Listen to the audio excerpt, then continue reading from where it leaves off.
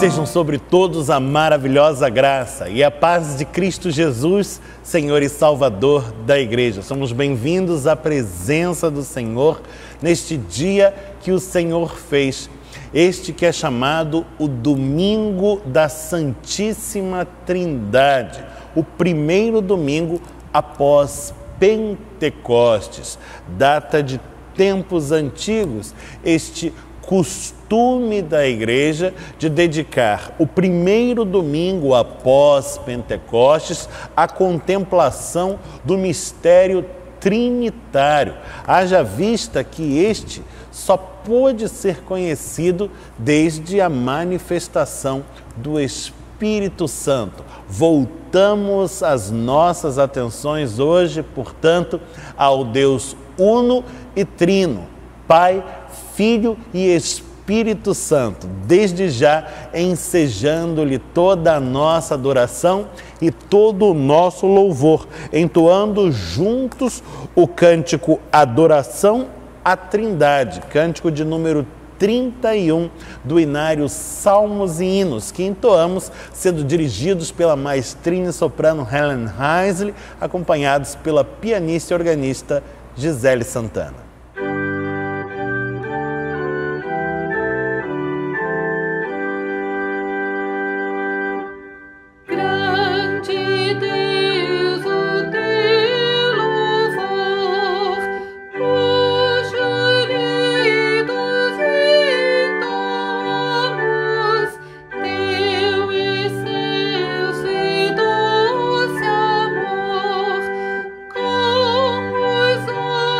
Joie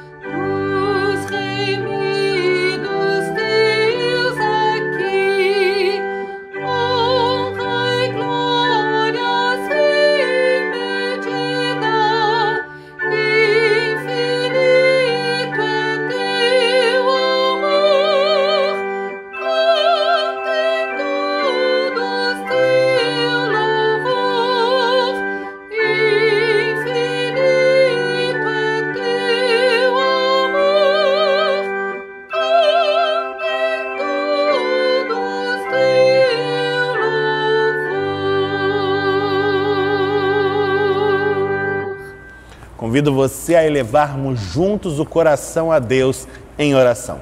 Feche os seus olhos, falemos com o Senhor.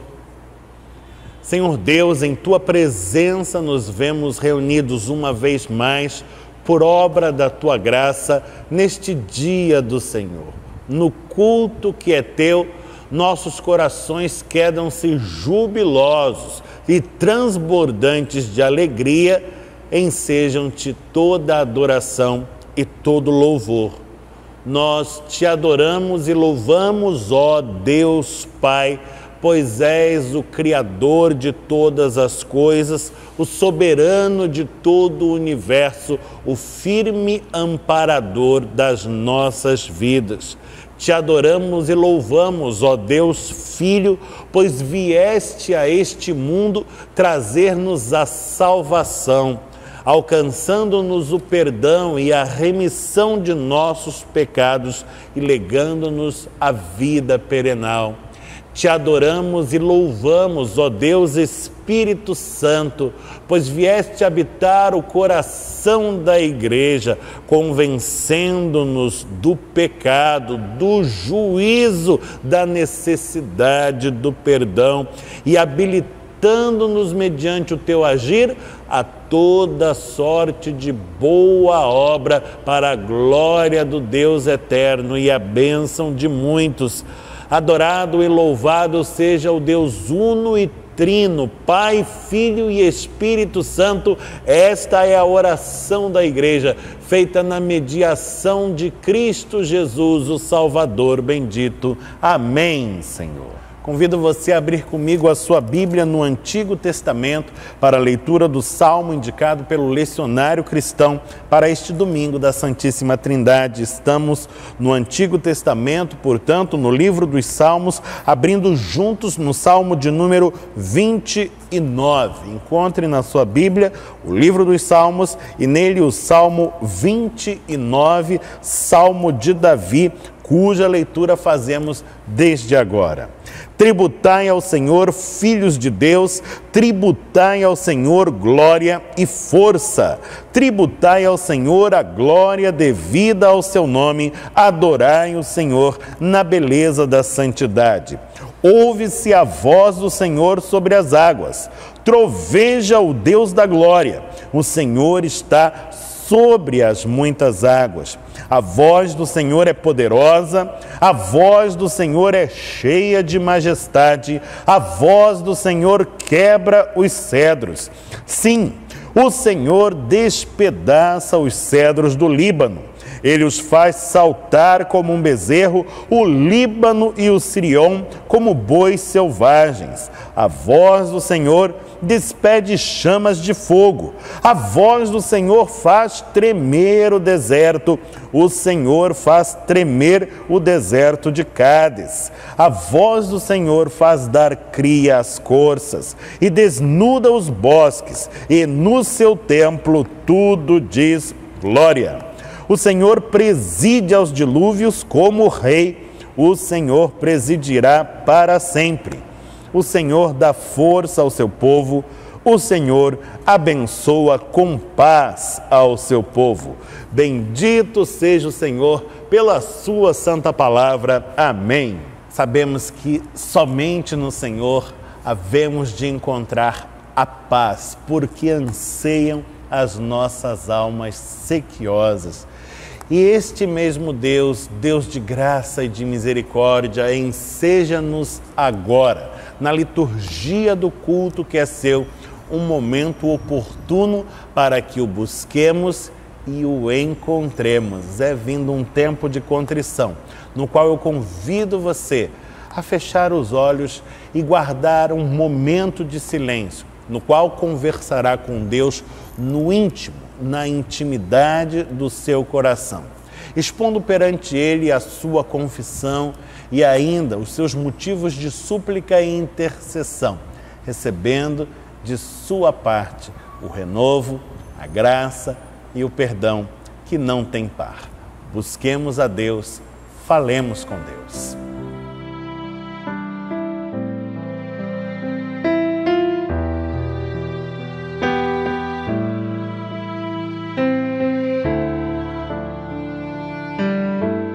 Senhor Deus, Deus de toda graça, de toda misericórdia, de todo perdão, a Ti nos volvemos uma vez mais para, em o nome de Jesus, suplicar-te o Teu favor.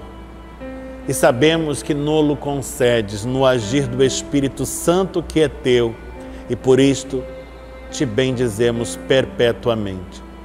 Jamais poderíamos merecer a graça do perdão que nos outorgas, e é tão somente pela Tua graça, no Teu amor, que o podemos encontrar.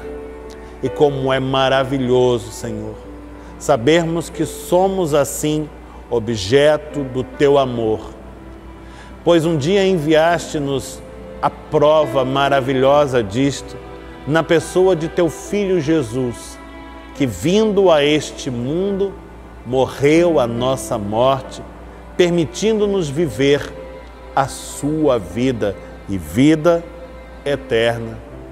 Deste-nos ainda da Tua constante presença na pessoa do Espírito Santo, que fazendo morada em nossos corações, comunica-nos toda a sorte de bênçãos espirituais. Assim, Senhor, ensejamos-te a nossa profunda e eterna gratidão por tudo aquilo que fazes nas nossas vidas e por tudo aquilo que ainda hás de fazer, pois és fiel. Estende a Tua bênção também sobre os nossos queridos, familiares e amigos todos, nossos companheiros de caminhada, e nós assim Te glorificaremos, com as nossas próprias vidas postas no altar de Deus. Esta é a nossa oração, feita em o nome do Senhor Jesus e no poder do Espírito Santo, ó Pai Celestial. Amém, Senhor. É pela graça do Deus uno e trino que encontramos a paz que preenche o nosso ser e se afirma mesmo em meio às mais duras adversidades. A Ele, portanto, tributemos toda a honra, toda a glória, toda a gratidão, todo louvor.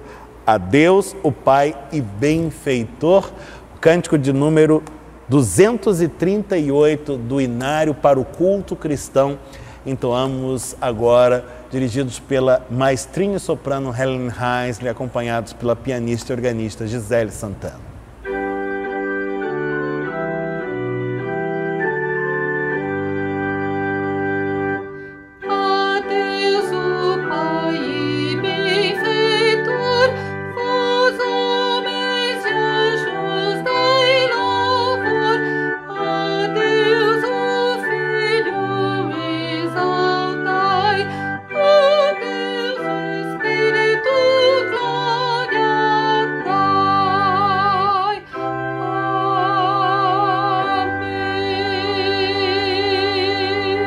Providência divina, obra do Deus Pai, Filho e Espírito Santo nas nossas vidas, tem alcançado expressão concreta também na fidelidade da Igreja, na dedicação de dízimos e ofertas, que permite a nossa instituição permanecer de pé, mesmo em meio a tempos tão desafiadores como estes, e ainda continuar assistindo a muitos que dependem do seu socorro. É ocasião oportuna para estarmos mais e mais reafirmando o nosso compromisso com a causa do reino de Deus e a nossa gratidão à sua providência. É chegado o momento do ofertório. E dele você participa lançando mão preferencialmente dos recursos eletrônicos e digitais disponíveis a este fim. Nesta hora, na tela do seu monitor, você encontra os dados da nossa conta corrente para que faça o seu depósito, a sua transferência da maneira mais segura. Participe e seja uma bênção. Vamos orar e pedir ao Todo-Poderoso que consagre os recursos confiados aos cuidados da Igreja. Senhor nosso Deus, com alegria é que tomamos parte neste mover que é Teu, nesta obra que é Tua e para a qual generosamente nos tem vocacionado.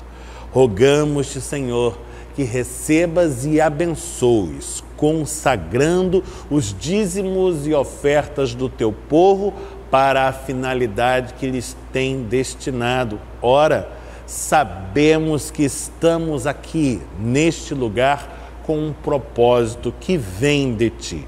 E rogamos-te que nos ajudes a continuarmos cumprindo esta missão que recebemos do Senhor, para que por meio de nossos atos a tua vontade esteja sempre a prevalecer, o teu reino esteja sempre avançando e a tua bênção esteja alcançando aqueles a quem chamaste a ti.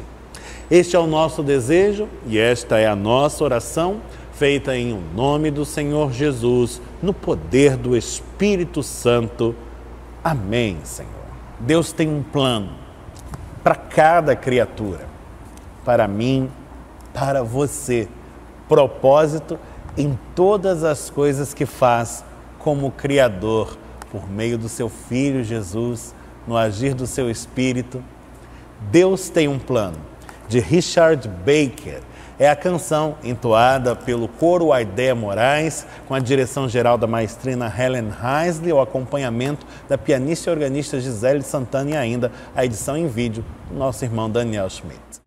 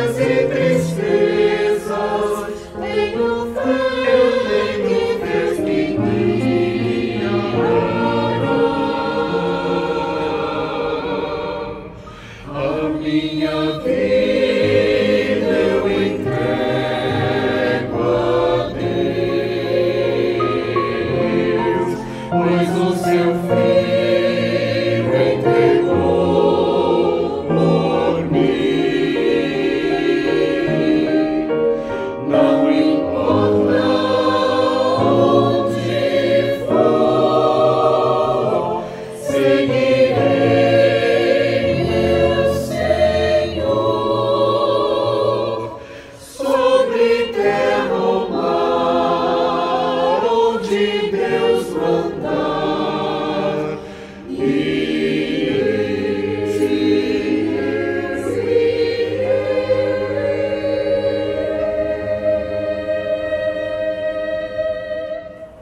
Convido você a abrir comigo a sua Bíblia no Antigo Testamento. Nós vamos abrir juntos no livro do profeta Isaías, no capítulo de número 6, onde nós vamos ler desde o versículo número 1 ao versículo número 8. Encontre na sua Bíblia, portanto, no Antigo Testamento, o livro do profeta Isaías, nele, o capítulo de número 6, vamos ler desde o versículo número 1 ao versículo número 8 e vamos fazer esta leitura desde agora, desta porção da palavra de Deus que nos fala assim: No ano da morte do rei Uzias, eu vi o Senhor assentado sobre um alto e sublime trono, e as abas de suas vestes enchiam o templo. Serafins estavam por cima dele, cada um tinha 6 asas, com 2 cobria o rosto, com 2 cobria os seus pés, e com 2 voava. E clamavam uns para os outros, dizendo: Santo, Santo, Santo é o Senhor dos exércitos, toda a terra está cheia da sua glória. As bases do limiar se moveram à voz do que clamava, e a casa se encheu de fumaça. Então disse eu: ai de mim, estou perdido, porque sou homem de lábios impuros, habito no meio de um povo de impuros lábios, e os meus olhos viram o Rei, o Senhor dos exércitos. Então, um dos serafins voou para mim, trazendo na mão uma brasa viva, que tirara do altar com uma tenaz. Com a brasa, tocou a minha boca e disse: Eis que ela tocou os teus lábios. A tua iniquidade foi tirada e perdoado o teu pecado. Depois disto, ouvi a voz do Senhor, que dizia: A quem enviarei e quem há de ir por nós? Disse eu: Eis-me aqui, envia-me a mim. Bendito seja o Senhor pela sua santa palavra.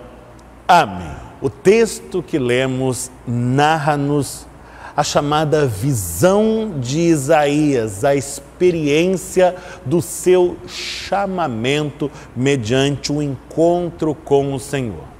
E neste texto, mediante a descrição deste encontro, temos uma dinâmica que há de fazer-se figura da nossa experiência pessoal, do nosso próprio encontro com Deus. E por meio dela, vamos apreciar a realidade das nossas vidas perante o Deus que veio a nós e nos tocou, e ainda que nos chamou para uma missão nesta terra a qual nos enviou. Convido você, portanto, a nos determos sobre o texto agora com uma atenção maior, e se você puder, mantenha o texto próximo a você, ao alcance dos seus olhos, ao longo desta reflexão, para que nele juntos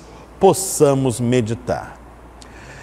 Aquele era o ano da morte do rei Uzias, diz-nos o profeta Isaías, que visa assim situar-nos em termos temporais.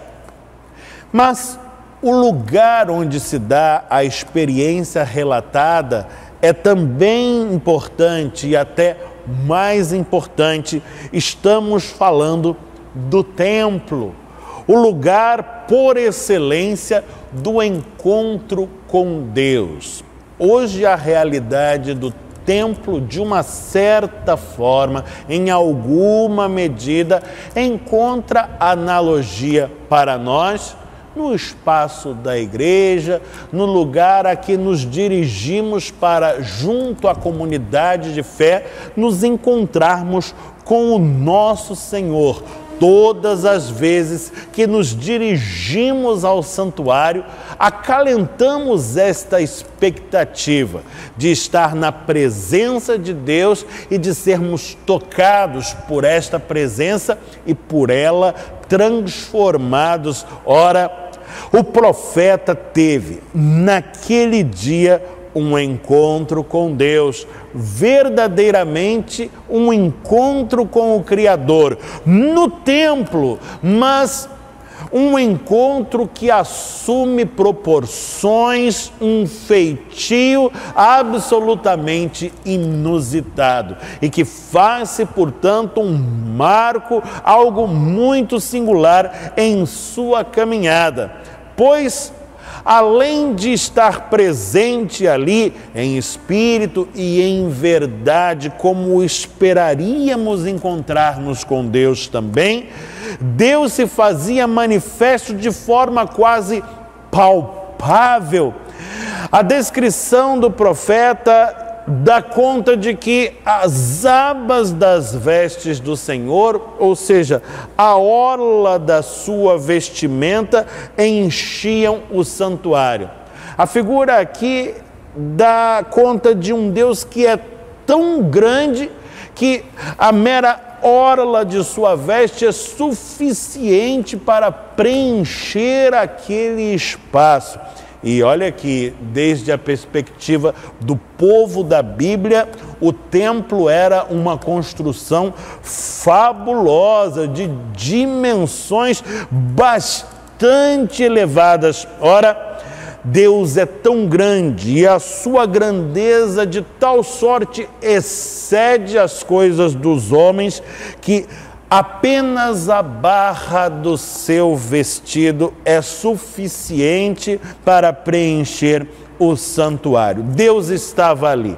Imagine você a sensação de estupefação do profeta, o seu espanto mediante o encontro desta natureza. E diz-nos ainda o texto que serafins, estas figuras que associamos ao ambiente celestial, serafins estavam ali na presença do Senhor por cima do profeta, cada um deles figuras tão curiosas, não? Com 6 asas ou 3 pares de asas. E ele descreve: com 2 asas os serafins cobriam os seus rostos, com 2 cobriam os seus pés e com 2 mantinham-se no ar voando.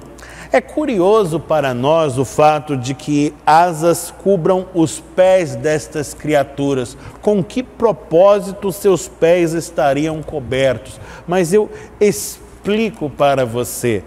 Frequentemente vemos no ambiente cultural do povo da Bíblia a figura dos pés ser empregada na literatura para fazer menção àquelas partes, digamos, indecorosas de todos nós. Em outras palavras, o que eles estão fazendo é cobrindo a sua nudez. E aqui temos uma imagem importante. A imagem do decoro que há na presença de Deus. Estamos falando do Todo-Poderoso, o soberano Criador dos céus e da terra. E estar na presença de figura tão grandiosa e tão ímpar como esta, impele-nos a uma atitude de respeito, a uma atitude de decoro. É neste sentido que os serafins cobrem as suas faces, cobrem a sua nudez, ao passo em que clamam uns para os outros, dizendo, verso 3, Santo, Santo, Santo é o Senhor dos exércitos. É curioso este uso que a língua hebraica faz da repetição para promover a intensificação do que é dito. O fato é que na língua portuguesa, quando queremos dizer que alguém é muito forte, nós dizemos que ele é fortíssimo. Que alguém é muito alto, dizemos que é altíssimo. E quando nós, na língua portuguesa, queremos agregar intensidade a uma palavra, lançamos mão deste sufixo, este íssimo, para dar-lhe este efeito. Na língua hebraica não temos isto, que na língua portuguesa chama-se o grau superlativo.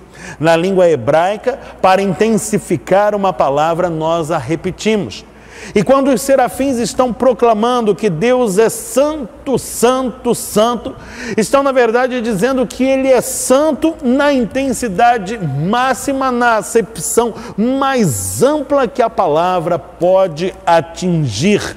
E é a partir desta perspectiva que a sua atitude de decoro, de reverência, se acentua em seu valor. Estamos falando de um Deus que é absolutamente reto, justo, sem pecado, sem mancha, sem mácula. Aquele que é evocado na própria Escritura como Pai das luzes, no qual não há treva alguma. Ah, isto é maravilhoso.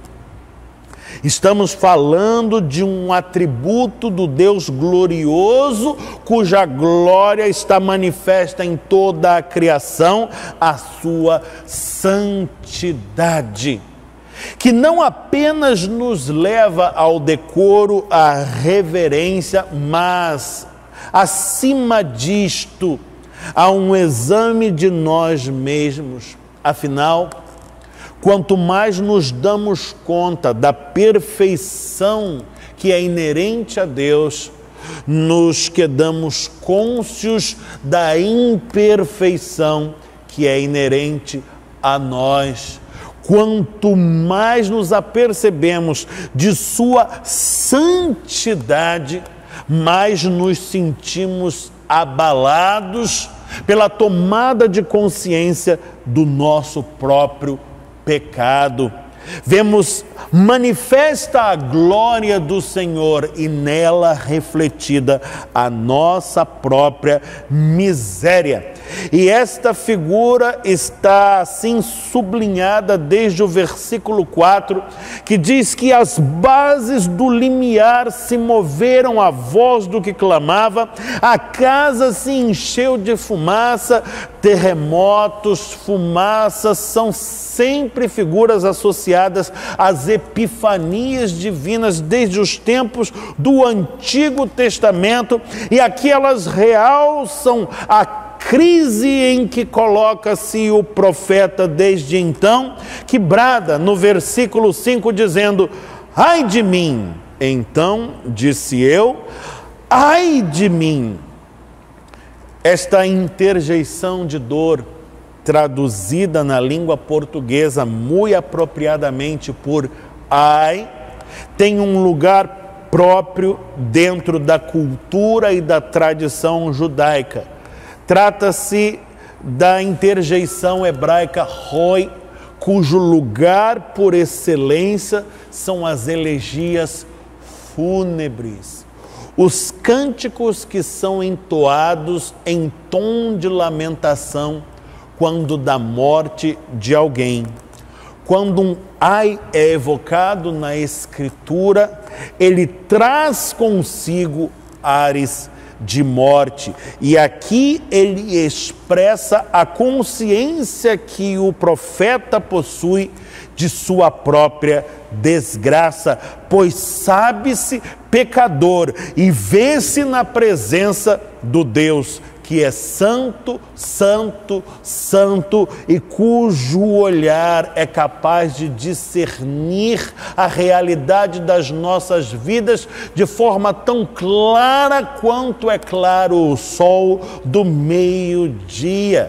Estamos falando de um Deus perante cujo olhar nada escapa, não há máscaras que se sustentem. Ele é aquele que não vê apenas a aparência, mas perscruta o nosso íntimo, conhece o nosso coração, e é por isto que ao brado de ai, ai de mim, diz o profeta ainda, estou perdido. Versículo 5, estou perdido porque sou um homem de lábios impuros, habito no meio de um povo de impuros lábios, ou seja, sou pecador.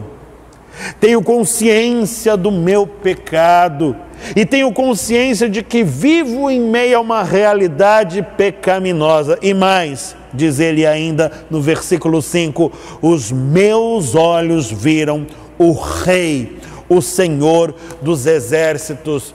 O profeta tem consciência de que o salário de seu pecado é a morte e de que não há como manter-se de pé perante o Todo-Poderoso que é santo, santo, santo nesta condição. Aqui temos a experiência de um encontro com Deus, que nos permite esta tomada de consciência importantíssima, que nos impacta, que abala as nossas estruturas e que ameaça nos despedaçar, mas qual vaso nas mãos do oleiro, para que sejamos refeitos conforme a sua imagem e semelhança, o desígnio que é seu.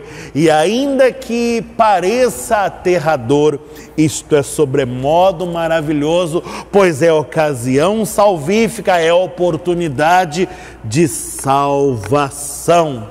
É a partir desta consciência que se processa em nós, por obra do Espírito Santo, que trabalha os nossos corações, que abre-nos a luz do discernimento e permite-nos saber acerca da justiça, do juízo, do pecado e da necessidade do perdão. É à luz de todas estas coisas que Deus, vindo ao encontro das nossas vidas, nos toca e nos transforma. Segundo o versículo de número 6, foi então, diante da confissão do profeta, que um dos serafins, um dos emissários do Deus Altíssimo, voou ao seu encontro, trazendo na mão uma brasa viva que tirara do altar com uma tenaz. Uma tenaz é uma espécie de pinça bem comprida que você usa para retirar objetos de dentro do fogo. E aquele serafim, utilizando-se de uma tenaz, remexeu nas brasas do altar e ali arrancou uma brasa viva. O fogo é um elemento que, no contexto cultural do povo da Bíblia, evoca a realidade da purificação. E a partir deste objeto fumegante que se dá a purificação dos lábios do profeta, veja o versículo 7, descreve a ação do serafim, que com a brasa tocou a sua boca e disse: eis que ela tocou os teus lábios, a tua iniquidade foi tirada e perdoado o teu pecado. Assim age o nosso Deus, o Deus santo, santo, santo, que é justo juiz, sim, mas também misericordioso, longânimo e perdoador, e que insiste em manifestar a sua graça sobre nós, pecadores, quando nos tornamos cônscios da nossa própria miséria e nos abrimos ao acolhimento do seu perdão. Ora, o profeta já está sendo tocado e transformado mediante este encontro com Deus, e é a partir daí que o seu coração está preparado para acolher aquilo que Deus irá lhe falar. Pois veja, desde o versículo 8 ele relata: depois disto, não antes, mas depois disto, depois de ter adentrado a presença do Senhor, contemplado a sua santidade, tornado-se cônscio da própria miséria, tocado pela sua graça perdoadora e salvífica. Depois disto, diz o verso 8, eu ouvi a voz do Senhor. Agora ele está pronto para ouvir. Agora está preparado para acolher aquilo que o Senhor há de lhe dizer. E a forma como o Senhor lhe fala é uma interpelação. Diz o verso 8, ouvi a voz do Senhor que dizia, a quem enviarei? Quem há de ir por nós? Assim se dá sempre que a palavra de Deus fala conosco. Ela nos interpela, ela nos provoca, ela visa nos colocar em movimento, tirar-nos da estagnação, da zona de conforto e colocar-nos no caminho. Ela é sempre e necessariamente apelo, comissionamento, ela é direção. Esta é uma palavra viva e quer fazer-nos vivos também. E vida, desde a perspectiva bíblica, é caminho e caminhada. A quem enviarei? Quem irá? É a pergunta que o Senhor lança ao profeta. E este profeta, homem como eu e você, cônscio do seu pecado, mas tocado pela graça salvífica do Deus que perdoa e prepara e habilita para toda sorte de boa obra, este profeta, interpelado pela palavra do Senhor, como eu e você um dia também o fomos e hoje o somos outra vez, este profeta a esta palavra responde.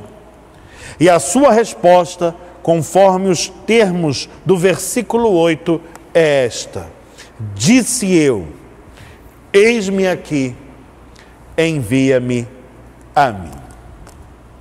E se fosse este o culto dominical da igreja, se estivesse o profeta ali, no templo da igreja presbiteriana de Copacabana, nesta hora, estaríamos ouvindo a bênção.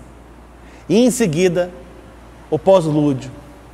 Dar-se-ia a abertura das portas do santuário, e o profeta por elas sairia, rumo aos caminhos que Deus haveria de lhe mostrar, para o cumprimento da missão que Deus mesmo lhe delegou. E este é o papel que hoje cumpre a nós, a mim e a você. Somos interpelados outra vez pela palavra viva do Senhor, para que a ouçamos e percebamos que é Ele quem nos chama e pergunta: a quem enviarei? Quem irá por mim?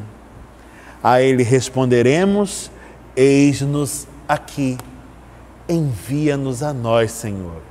E então iremos, no mover do Espírito Santo, guiados pela mão do bom pastor que é Cristo Jesus, para o cumprimento da vontade do Pai Celestial, com a bênção do Deus Uno e Trino, para a bênção de muitos. Essa é a nossa prece, este é o nosso chamado, esta é a nossa missão. A cumpramos, pois, que assim seja. Amém. Nosso irmão seminarista Gerson Neto tem uma palavra para a igreja. Vamos ouvi-lo. Ele nos fala da parte do Senhor. Bom dia, igreja. Graça e paz da parte de Deus e do nosso Senhor e Salvador Jesus Cristo. Evangelho segundo João, capítulo 11, do verso 25 ao 26, diz assim: disse-lhe Jesus: eu sou a ressurreição e a vida. Quem crê em mim, ainda que morra, viverá. E todo que vive e crê em mim, não morrerá eternamente. Crês nisso? Marta havia acabado de perder o seu irmão e era um momento de dor e de tristeza.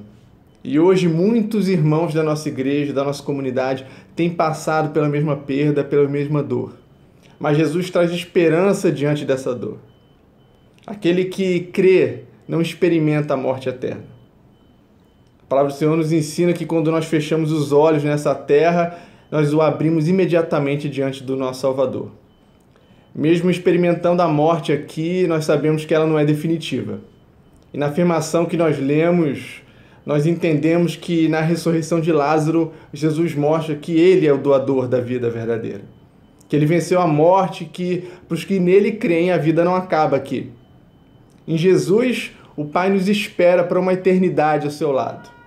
Eu sou a ressurreição e a vida. Quem crê em mim, ainda que morra, viverá. Que essa verdade do Evangelho traga consolo e esperança ao seu coração, minha irmã, meu irmão. Que você tenha uma semana abençoada e cheia de Jesus.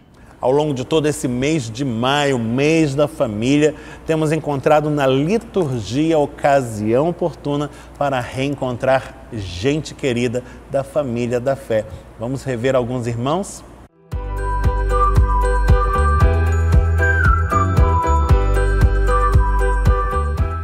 Olá, Igreja Presbiteriana, eu sou a Márcia Cristina. Estou com muita saudade de estar presencialmente na igreja com vocês.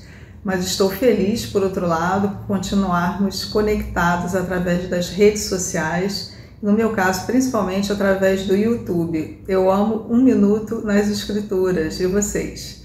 Vamos continuar firmes no Senhor e na esperança de dias melhores. Um abraço virtual para todos. Bom dia! Meu nome é Graça, estou com muita saudade de dos cultos, dos nossos encontros. Espero em Deus, muito breve, poder nos encontrar. A paz do Senhor para todos. Como vocês estão? Tudo bem? Eu estou com muita saudade de vocês. Espero que essa pandemia passe logo, para que nós possamos nos encontrar de novo. Tá? Beijo, beijo, beijo para todos. Finalmente, na semana que passou, concluímos as obras nos telhados do nosso casarão da Rua Paula Freitas. Com a bênção do Senhor, os serviços foram totalmente finalizados e até mesmo submetidos à prova, com as chuvas que incidiram sobre a nossa cidade nestes mesmos dias. Para lembrar a você, foram trocadas todas as telhas antigas, já bastante deterioradas, e o telhado como um todo recebeu agora um novo caimento muito mais eficaz. Também a estrutura que dá suporte às telhas foi substituída e acreditamos que os novos materiais empregados, a saber, o aço galvanizado e a estrutura também de metal, vão nos dar uma vida útil muito mais longa. Também foram instaladas novas calhas, um novo sistema de escoamento d'água, com instalações hidráulicas embutidas que permitiram limpar um pouco mais a fachada da nossa edificação. E assim, temos caminhado no cuidado com a casa de Deus, com o patrimônio da igreja, para maximizar a segurança do nosso público e também o seu conforto e o seu aproveitamento no uso dos nossos espaços. Um testemunho importante para quem chega, pois fala-nos do valor que Deus tem para nossas vidas, o Deus que é servido aqui nesta casa. Que Deus continue a nos abençoar, a nos dirigir e a nos usar nos cuidados com aquilo que é seu, em o nome de Jesus, no poder do Espírito Santo. Amém. No sábado, dia 22, tivemos uma tarde agradabilíssima, promovida pela nossa Sociedade Auxiliadora Feminina, a SAF Copacabana. Um sarau, verdadeiro show de talentos, no qual muitos dos nossos irmãos puderam mostrar os seus dons musicais e também para a poesia. Foi um encontro agradabilíssimo e tremendamente proveitoso, inclusive no seu propósito de abençoar vidas com o levantamento de recursos que foram destinados à Missão Vida, uma importantíssima obra social dedicada à recuperação de pessoas carentes em situação economicamente desfavorável e de rua. também foi ocasião para homenagearmos as mamães, dada a passagem do seu dia, e nós queremos registrar a nossa gratidão a Deus por todo o trabalho das nossas valorosas auxiliadoras, rogando a bênção divina sobre o trabalho feminino na nossa comunidade, hoje e sempre, em nome de Jesus e no poder do Espírito Santo. Chegamos ao final de mais esta celebração. Eu convido você a orarmos conforme aprendemos do Senhor Jesus a oração do Pai Nosso. Feche os seus olhos, corações ao alto. Nós vamos falar com Deus. Pai nosso que estás nos céus, santificado seja o teu nome, venha o teu reino, seja feita a tua vontade, assim na terra como no céu. O pão nosso de cada dia nos dá hoje. Perdoa-nos as nossas dívidas, assim como nós perdoamos aos nossos devedores. Não nos deixes cair em tentação, mas livra-nos do mal, pois teu é o reino, o poder e a glória para sempre. Amém. Receba a bênção. Que o Senhor te abençoe e te guarde, que o Senhor faça resplandecer o rosto sobre ti e tenha misericórdia de ti. Que o Senhor sobre ti levante o rosto e te dê paz. Que a graça de nosso Senhor e Salvador Jesus Cristo, o amor de Deus o Pai e a comunhão do Espírito Santo estejam sobre todos, hoje e eternamente. Amém.